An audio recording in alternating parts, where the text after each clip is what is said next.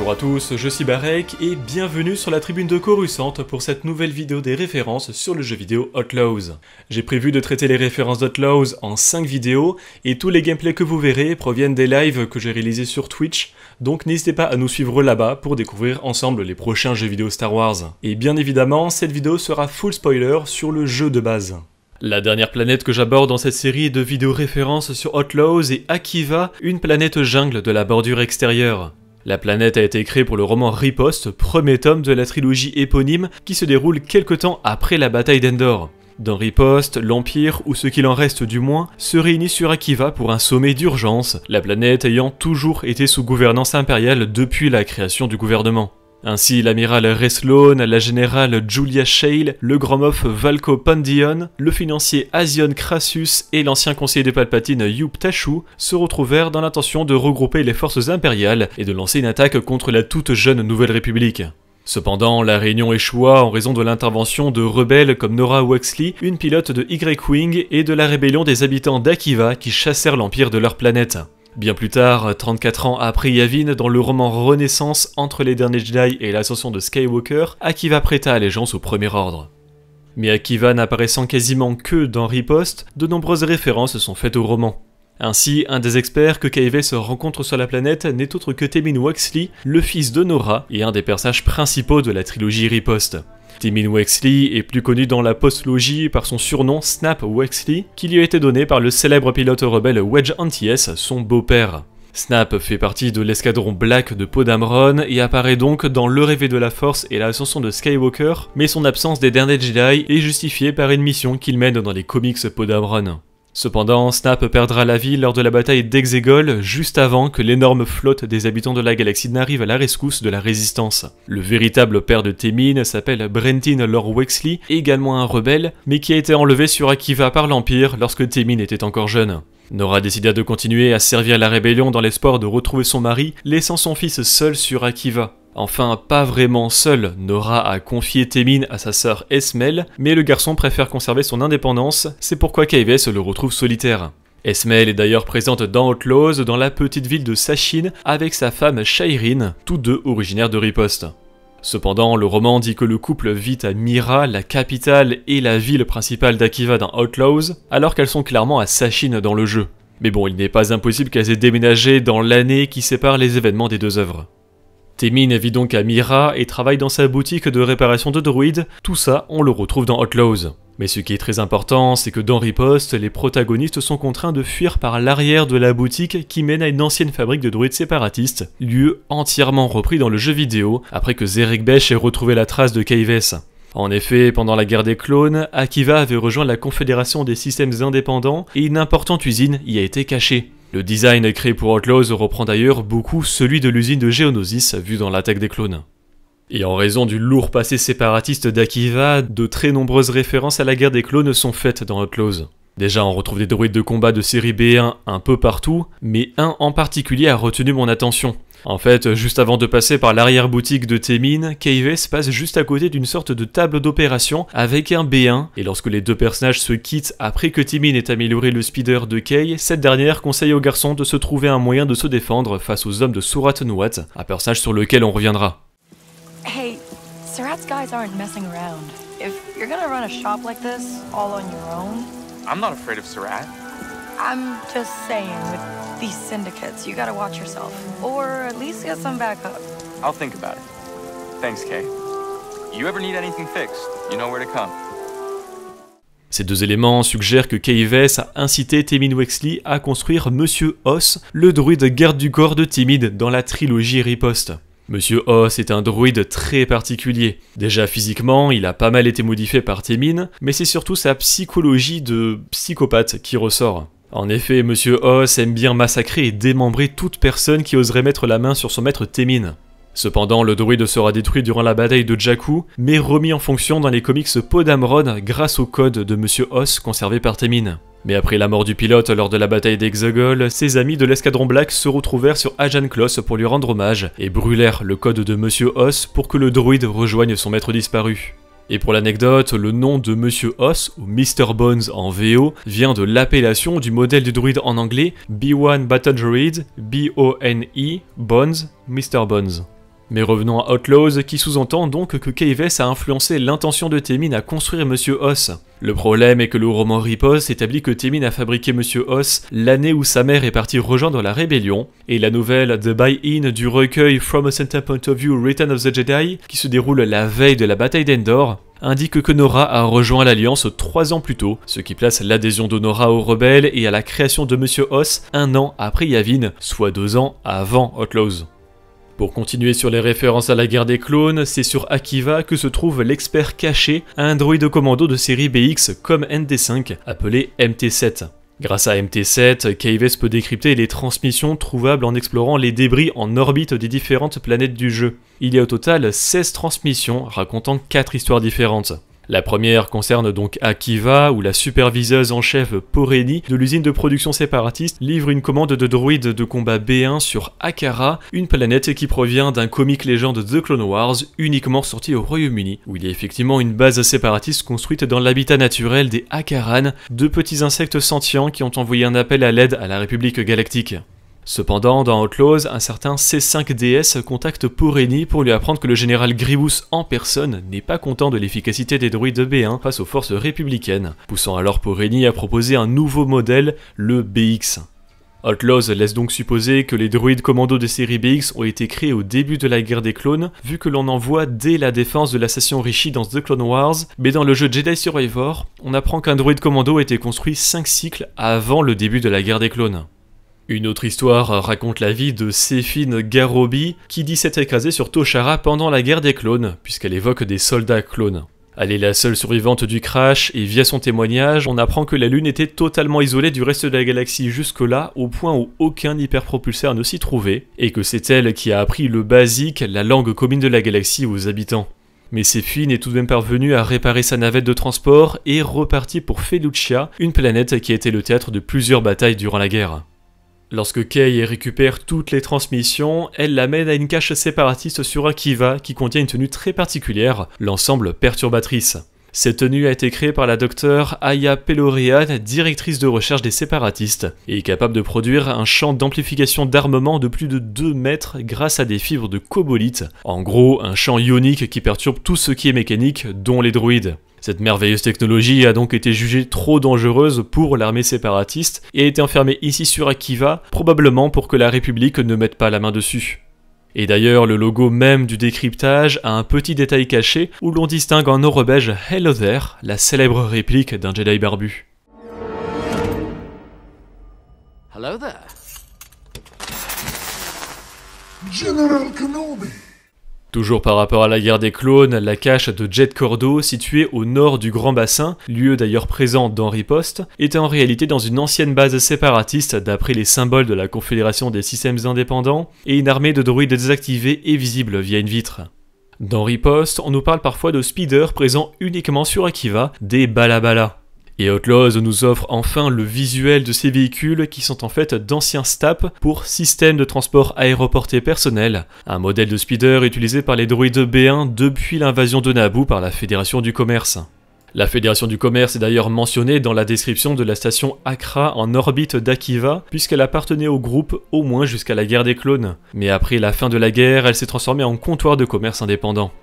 Pour revenir au Grand Bassin, près de l'une de ces berges se trouve une formation rocheuse appelée le Doigt de la Sorcière en raison de sa forme particulière. Ce lieu est déjà décrit dans Riposte lorsque Nora Wexley cherche à se débarrasser des chasseurs taille à ses trousses et qu'elle passe sous le Doigt de la Sorcière in extremis, ce qui ne fut pas le cas des pilotes impériaux.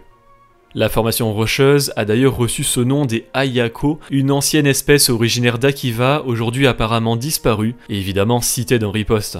Dans Outlaws, Kay West parcourt nombre des vestiges Ayako, puisque toutes les anciennes structures présentes dans la jungle d'Akiva viennent de leur civilisation. On retrouve même dans les breloques mineurs une pierre de glyphe qui est d'origine Ayako, comme une couronne de fleurs pour Nyx. En parlant de végétaux, Kay peut ramasser de la fibre de Jarwal comme matériau, ainsi qu'une fleur de Jarwal comme breloque majeure, faisant référence à l'arbre Jarwal cité dans le roman Riposte. Akiva était donc une planète séparatiste des années avant Outlaws, mais rapidement tombée sous le joug de l'Empire, d'où sa présence sur la planète. Ainsi, des postes impériaux sont présents un peu partout sur Akiva, mais aussi sur Tatooine, qui reprennent le design de celui vu dans la série Obi-Wan Kenobi sur la planète Mapuzo, avec la même barrière rouge qui n'est allumée dans le jeu que lorsque Kayves est recherché par l'Empire. Au nord de la carte d'Akiva se trouve la station de recherche 57 dirigée par le DIRM, le département impérial de recherche militaire, une agence gouvernementale qui a notamment débuté le programme des Dark Troopers, repris plus tard par le Moff Gideon après la chute de l'Empire. Les ingénieurs du DIRM travaillent souvent en étroite collaboration avec le BSI, le Bureau de la Sécurité Impériale, pour créer des droïdes et des équipements destinés à des opérations secrètes, comme le droïde d'interrogation IT-0, ainsi que le droïde espion Dianoga 9D9 S54. Dans l'univers légende, le département impérial de recherche militaire a été inventé pour le livre de jeu de rôle Imperial Sourcebook de 1989 et a produit de nombreuses armes impériales surpuissantes, comprenant les 3 étoiles de la mort, oui, il y a une 3e station dans le légende grâce à l'attraction Star Tours, l'œil de Palpatine, un cuirassé déguisé en astéroïde du roman Les Enfants du Jedi, premier tome de la trilogie Callista, le canon galactique, un canon gigantesque de la taille de 4 destroyers et demi, capable de détruire une planète dans les comics L'Empire des Ténèbres, le canon à hypervélocité HVS-2 du jeu vidéo Empire at War, capable de s'attaquer à des vaisseaux capitaux depuis la surface d'une planète, ou encore le manteau de nuit orbital du roman Le Mariage de la princesse Leia, un réseau de satellites qui peuvent empêcher la lumière d'une étoile d'atteindre la surface d'une planète. Mais dans Outlaws, on apprend que le DIRM est à l'origine du projet Nuée, l'opération que l'on voit dans l'introduction de l'Empire contre-attaque. Le projet Nuée était le nom de code de l'opération menée par l'Empire Galactique pour découvrir l'emplacement du nouveau quartier général de l'Alliance Rebelle après l'évacuation de Yavin 4. Le projet a été conçu par le Major Roge Hodgson et implique le déploiement massif de droïdes sondes Viper dans des nacelles d'hyperpropulsion à travers toute la galaxie. C'est pourquoi la station de recherche 57 et le rhodien Gedik Obaz travaillent sur ces droïdes en particulier et que Kay découvre un centre d'envoi et d'analyse des sondes appartenant au BSI dans le final d'Outlaws. Le projet Nuée a débuté quelques temps avant l'Empire contre-attaque et on le voit dans les comics Star Wars de 2015 et Dr. Aphra de 2016, mais c'est finalement la sonde XJ9 CS14 déployée sur la planète Hoth qui réussit à trouver la base rebelle, ce qui mena à une bataille majeure et à la fuite de l'Alliance.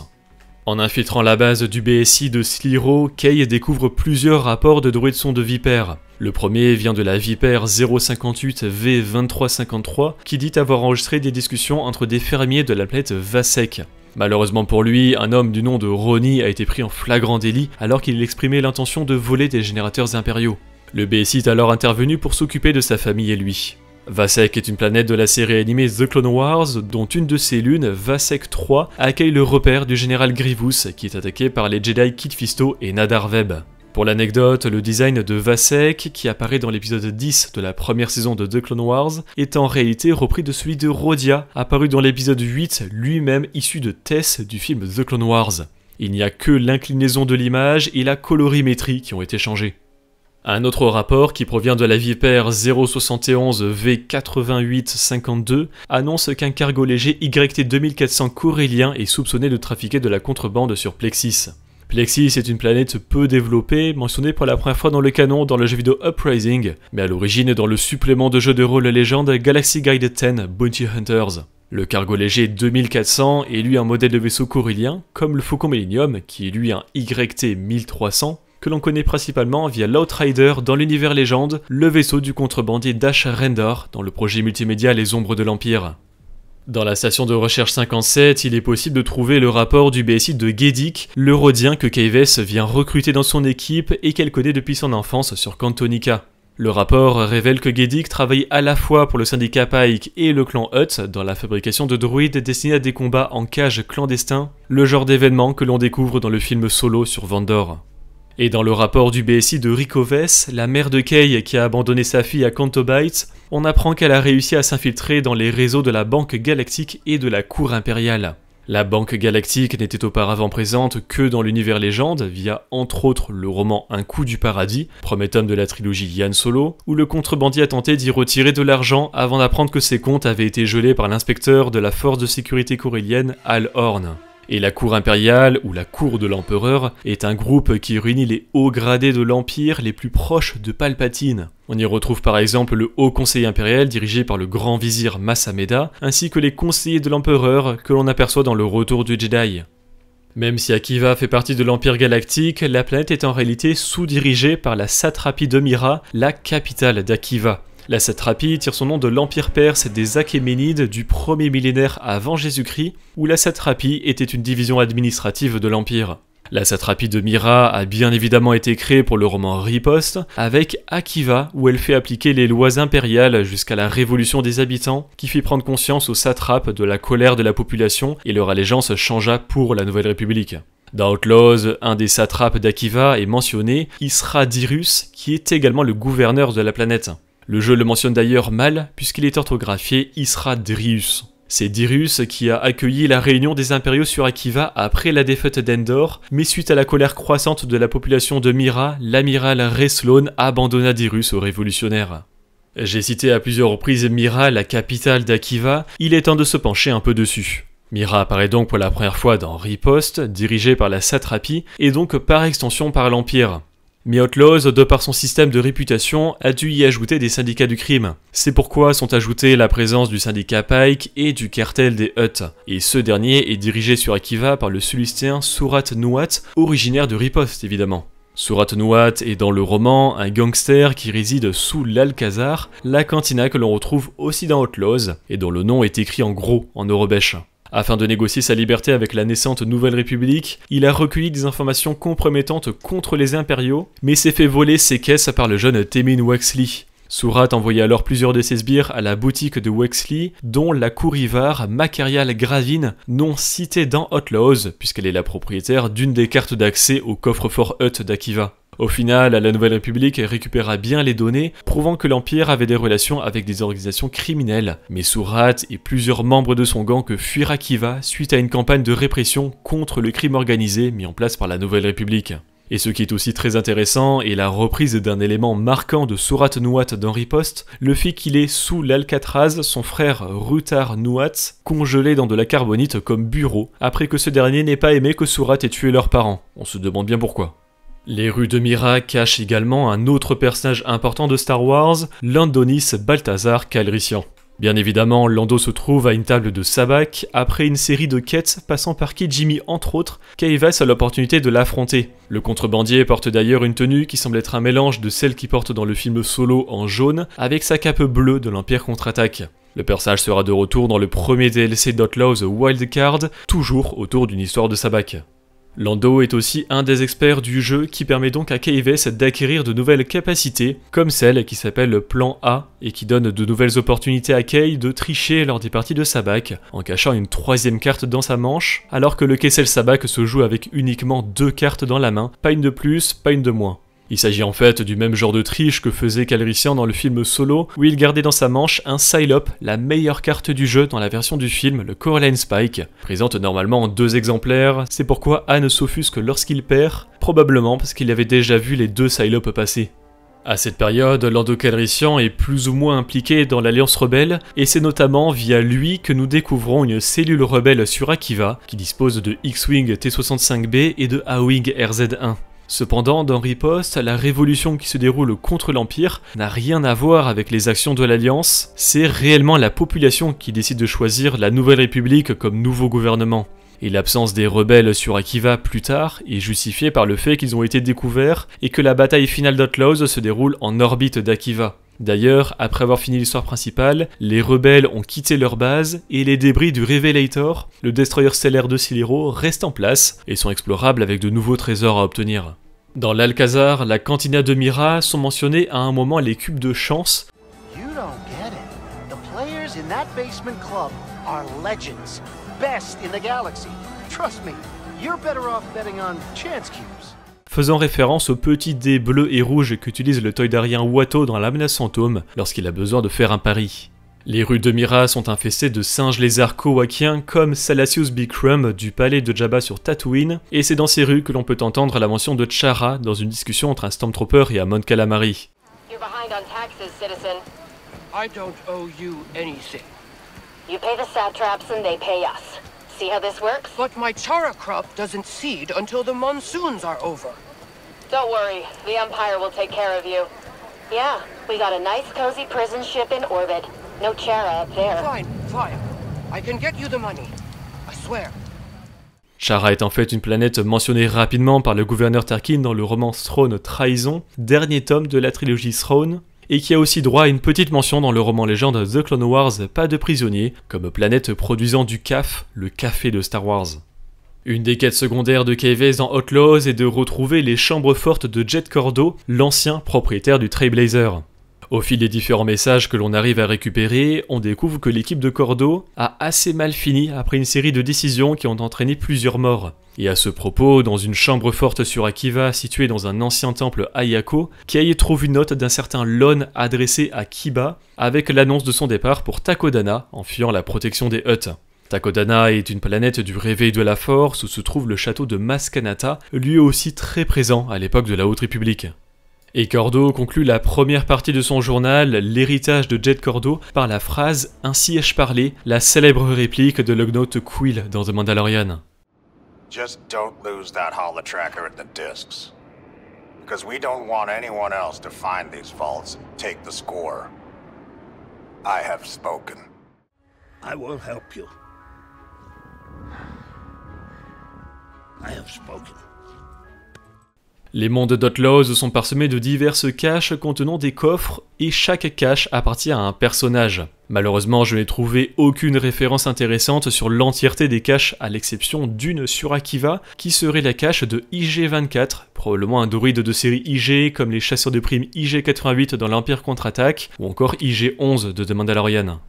Enfin, en orbite d'Akiva, un champ d'astéroïdes est présent et a une origine toute particulière racontée dans le roman Riposte.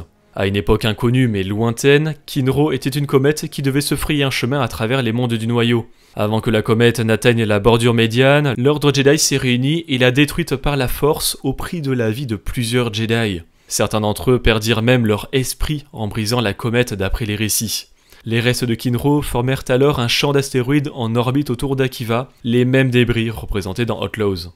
Et je vais profiter que le final du jeu se déroule en partie près d'Akiva pour aborder cette partie dans cette vidéo. C'est dans cette partie d'ailleurs qu'intervient le twist d'Outlaws avec la révélation de l'identité de Sliro Rubak, de son vrai nom Sliro Barsha. Without rebels, Zarek Besh is a failure. You, Director Barsha, are a failure.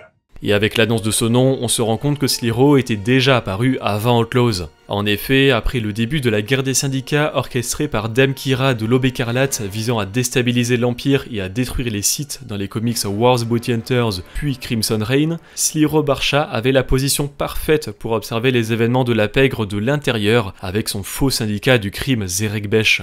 Dans Crimson Reign, il fut alors convoqué par l'empereur Palpatine sur Coruscant pour faire un rapport sur les causes du conflit. Barsha expliqua que les seigneurs du crime pensaient que Palpatine cherchait à remplacer les relations favorables du clan Hutt avec l'Empire, et qu'il comprenait que le cerveau de la rumeur était Kira et l'Aube écarlate. Cependant, la chronologie des événements pose un petit souci. Barsha fait ce rapport à Palpatine dans le 5e et dernier numéro de Crimson Reign, soit après Outlaws, qui se déroule entre les numéros 2 et 3 de la mini-série, et Barsha trouve la mort dans le jeu vidéo. De plus, c'est Barsha qui met Palpatine sur la piste de l'Aube écarlate, ce qui poussera l'Empereur et Dark Vador à faire une chasse aux sorcières dans ses propres rangs durant le crossover suivant, Hidden Empire. Or, dans Outlaws, l'Aube écarlate agit déjà ouvertement sur plusieurs planètes comme Toshara et Kijimi.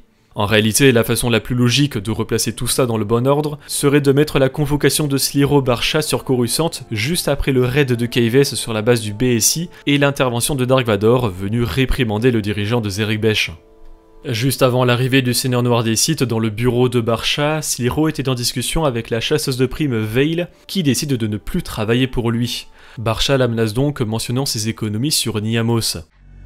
I'm out. May you stop now? I recoup my losses. I'd say your meager fortune on Niamos should cover it. How could you possibly You're know? mine, Belle. Finish the job. C'est assez ironique de mentionner cette planète de cette manière, puisque c'est sur celle-ci que Cassian Andor s'est fait arrêter par l'Empire dans la série Andor, alors qu'il n'a rien fait, laissant ses propres économies en plan dans la salle de bain de l'hôtel dans lequel il résidait. Le boss final d'Outlaws en termes de gameplay est ND5 contrôlé par Jaylen Vrax qui se fait piéger par KVS dans un coupleur de puissance, rappelant ce passage de l'attaque des clones où la chasseuse de primes Zamwesel active des coupleurs de puissance en vaisseau pour ralentir les Jedi Anakin Skywalker et Obi-Wan Kenobi à ses trousses. Merci d'avoir regardé cette vidéo, j'espère qu'elle vous a plu. Si c'est le cas, n'hésitez pas à laisser un like, à la partager et à vous abonner en activant les notifications si vous ne voulez pas rater les prochaines vidéos de la tribune de Coruscant. Pour être au courant de l'actualité Star Wars au quotidien, suivez-nous sur Facebook, Instagram et X. Et tous les dimanches, nous débriefons de l'actualité sur Twitch lors de notre émission Là-bas dans les étoiles. A bientôt, et que la force soit avec vous.